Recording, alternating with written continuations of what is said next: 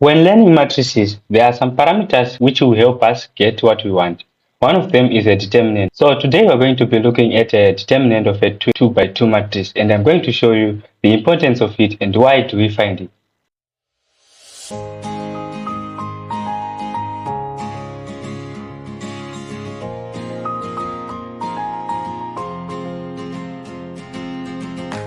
Before we go on, let's start by finding out what is the meaning of a determinant and what is its purpose. Okay, so let's start by the meaning. Okay, so a determinant is a special number which is calculated from a square matrix. Okay, so I remember I told you what is a square matrix. It has the same number of rows as the columns. Okay, so it is a special number which is calculated from a special matrix, and it tells us if whether a matrix is invertible. Okay, so this means that you can find an inverse of a matrix. It tells us if it is invertible or not. Okay, so this is the first thing we get from a determinant. Then the next thing is it tells us if a system of equations, okay, given a system of equations, we want to find if it has unique solutions. If that system gives us answers, you find that by finding the determinant of that matrix. Okay, then the other thing is in geometry, it helps us with the area or volume interpretation. Okay, so I think if you go to geometry class, you can have an understanding of how a determinant tells us the area and volume interpretation. You can follow. I will do that. I will do a geometry lesson here. Okay, now let me show you how do we find a determinant of a 2 by 2 matrix. Okay, so given a matrix, I'm going to name it a matrix A, and I'm going to be giving it letters like this. So matrix A has elements A, B, C, and D. Okay, so if you were asked to find a determinant of A, you can just say det A. Okay, so this is the meaning of determinant of A. Okay, so the formula is this. You are supposed to say, you are supposed to multiply this, the first, the leading row. Okay, we call it the leading row. Okay, so you're supposed to multiply this first, then subtract the multiplication of this. Okay, so your duty is just to multiply this leading row and subtract this one. Okay, now let's do that. Okay, so in this case, you can see that if you say A multiplied by D, we're going to get AD. Then you say subtract. Then if you multiply C and B, you're going to get CB. Okay, so this is the way you find the determinant of any matrix. Okay, so let me do an example with numbers here.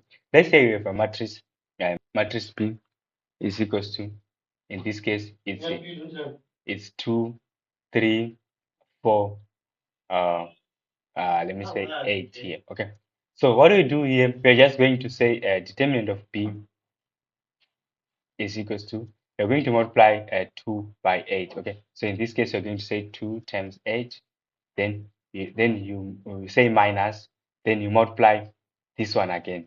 Okay, 4 times 3, then you say 4 times 3. Okay, so in this case, you're going to get 2 times 8 is 16 minus, and in this case, 4 times 3, you're going to get 12. Okay, so your determinant becomes, in this case, 16 minus 12 is 4. Okay, so this is it. This is the way you find the determinant of a 2 by 2 matrix. You just multiply the leading diagonal and subtract the preceding diagonal. Okay, so this is it on determinant. One of the important parameter of a matrix is its inverse. Okay, so we are going to do that. We are going to be looking at how do we find an inverse very soon. So to find that a 2 by 2 has an inverse. Okay, sometimes a matrix cannot have an inverse. Okay, so when it is a 2 by 2, you want to find that it has an inverse. It means that it is invertible. Okay, so to find that a matrix is invertible, you just have to find the determinant. Let's say you have a matrix A here. Okay, I'm not going to write anything here. Let's say you have a matrix A. If you find that determinant of A